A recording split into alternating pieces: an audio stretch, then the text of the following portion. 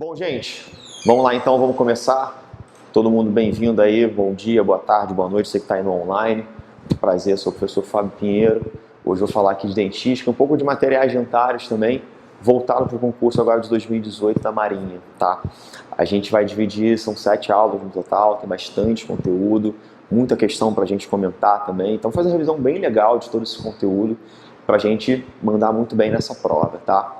Essa aula de hoje eu vou começar com uma aula falando de diagnóstico e plano de tratamento em dentística, inter-relação dentística e periodontia, a relação também da dentística com a oclusão e, por fim, falar rapidamente sobre biocompatibilidade, tá? Para cada tema eu vou passar questões no final e já vou dar uma orientação de onde estudar. Claro, é importante assistir a aula, é importante fazer exercício, mas é importante ler o livro também. É imperativo que você que está estudando aí em casa leia o livro, importante para todo mundo também, para ler e estudar, porque não basta simplesmente ouvir o professor falando. É bom para forçar, para fixar o conteúdo e, claro, a gente como professor, a gente não consegue ter uma bola de cristal sabendo o que exatamente vai ser cobrado. Mas você lendo o livro, você vai ter uma informação muito mais precisa também, o conteúdo vai fixar muito melhor de você ler e assistir a aula e fazer os exercícios. Combinado? Então vamos começar então falando do diagnóstico e plano de tratamento. Essa parte eu busquei muito desse livro do Baratieri, capítulo 1 e 2, e eu dividi falando de nomenclatura de cavidade, classificação, princípios do preparo para amálgama. Então a gente vai discutir muito isso agora e vamos botar algumas questões para a gente resolver no finalzinho. Tá. Bom, vamos falar primeiro então de nomenclatura e classificação de lesões e cavidades, para depois falar dos princípios gerais para preparo cavitário. Bom, nomenclatura. O que são paredes circundantes? Bom, quando a gente tem um preparo cavitário, uma cavidade, os livros a gente precisa classificar. O que é uma classificação? Classificação é uma forma que a gente tem para melhorar a comunicação entre profissionais. Então imagina o seguinte, estou fazendo um preparo, estou fazendo um desgaste no dente e quero mostrar para um outro professor, quero mostrar para outra pessoa, quero comentar que eu tenho uma lesão cariosa, eu tenho uma dentina escurecida, tenho alguma situação que eu queira chamar a atenção e falar, aquela dali está um pouco mais para trás, para frente, um pouco mais para cima, para baixo, sem uma referência. Então a gente precisa de umas referências melhores, de nomenclatura, para que a comunicação seja mais eficiente. Então existe essa nomenclatura para facilitar. E quando eu falo de um preparo cavitário, eu divido em paredes circundantes e paredes de fundo. O que são essas paredes circundantes? Paredes circundantes são paredes que chegam até a superfície externa da cavidade, definindo seu contorno. Então, chama atenção para isso. Parede circundante tem contato com a superfície externa. Podem ser chamadas de oclusal, mesial, distal, vestibular, lingual ou palatal. Aqui no Rio a gente chama muito de palatina, pode se chamar de palatal também, quando são paralelas às faces do mesmo nome. Cervical ou gengival, quando se localizam próximas à região cervical do dente. Tome muito cuidado, gente, que muita gente acha que a parede cervical e a parede gengival são paredes de fundo, porque quando você olha pela vista oclusão, você consegue visualizar a parede perpendicular ao plano, à sua visão pela oclusal. Mas ela não é uma parede de fundo, uma vez que ela tem contato com a superfície externa. Então, a parede cervical e a parede gengival são consideradas paredes circundantes.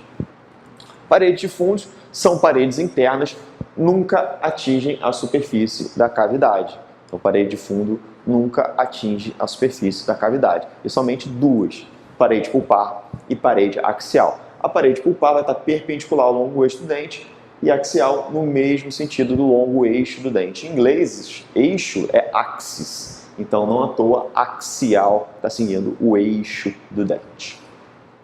Bom, a gente também divide os ângulos de uma cavidade, os ângulos internos da cavidade, até ângulos externos também, de uma forma para melhorar a nossa comunicação. Nós temos ângulos diedros e ângulos triedros.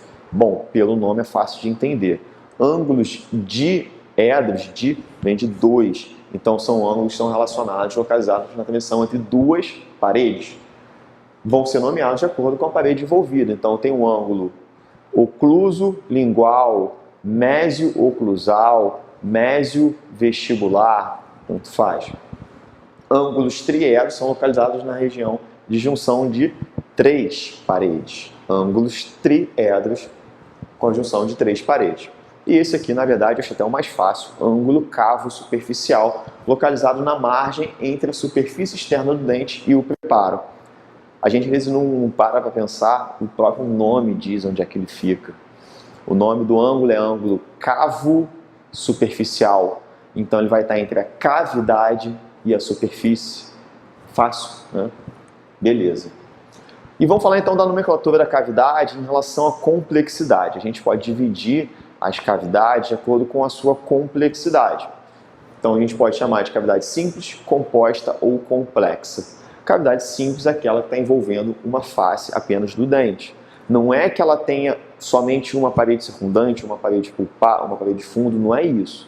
Quantas paredes eu estou envolvendo o dente? Então, se eu tenho uma cavidade oclusal, apenas é uma cavidade simples. Se eu tenho uma cavidade somente na mesial, é uma cavidade simples, porque está envolvendo apenas uma face do dente.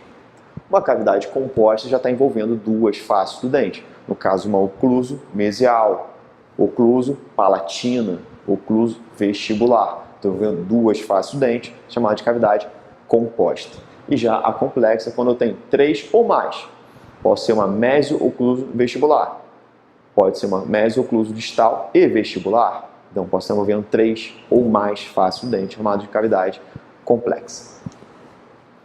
Bom, e aí a classificação, começou essa classificação de Black, classificar as cavidades para restauração de amálgama, foi uma classificação muito interessante, que é utilizada até hoje em dia, com algumas complementações, que eu vou passar um pouco aqui também, mas ela é muito ampla na odontologia, porque realmente pega quase todas as cavidades possíveis.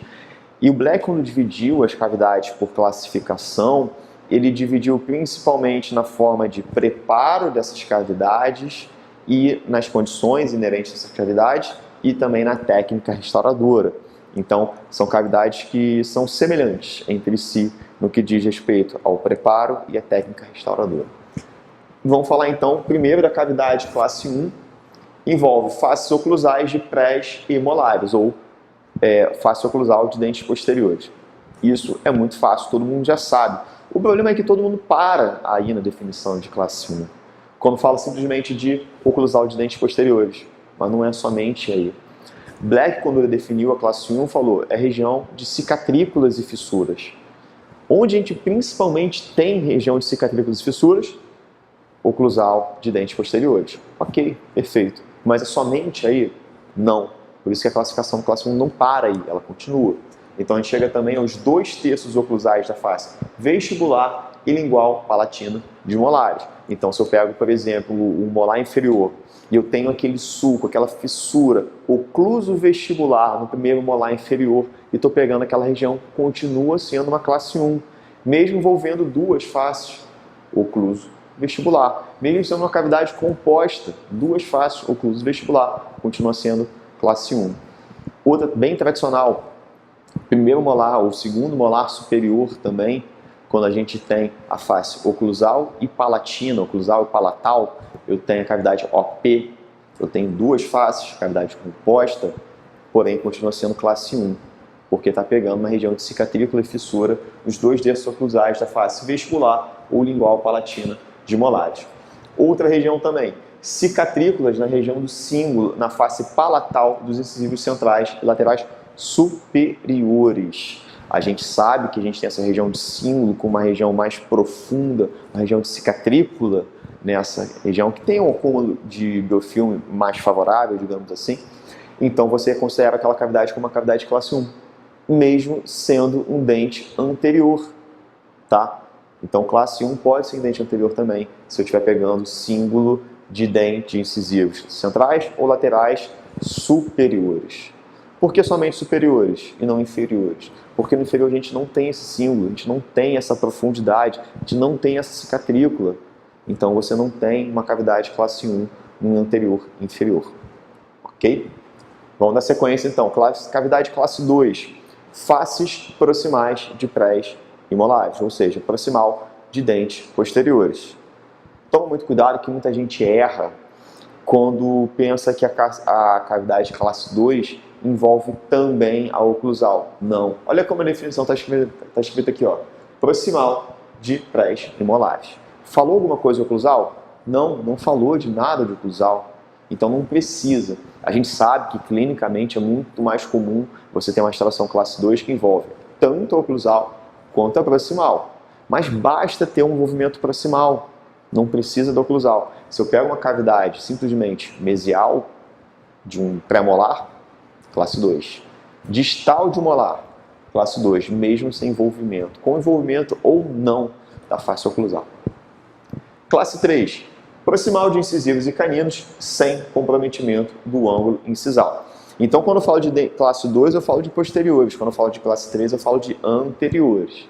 Tem que ter essa divisão clara. Fábio, posso ter uma classe 2 no dente anterior? Não, de jeito nenhum. Classe 2, posterior. Classe 3, anterior. Mas a classe 3, ela não envolve o ângulo incisal. O que envolve o ângulo incisal é na classe 4. E a classe 5, terço gengival, ou seja, terço cervical mais próximo da gengiva, das faces vestibular ou lingual palatina, palatal de todos os dentes. Pode ser anterior, pode ser posterior. É muito mais comum na vestibular, mas pode ser lingual palatina também. Uma superfície livre e tanto faz, dente anterior, posterior, vestibular ou lingual ou palatina no terço cervical é a classe 5. Perfeito? Por enquanto, fácil, né? Agora essa daqui, classe 6, vocês já viram? Essa aqui não foi o Black que denominou, não. Já foi uma complementação de Howard Simon, perdão, que eles falam que classe 6 são lesões e cavidades localizadas na ponta de cúspide dos dentes posteriores, sem envolvimento das cicatrículas e fissuras. Então, ponta de cúspide, isso realmente é muito raro, porque é uma região que não costuma acumular biofilme.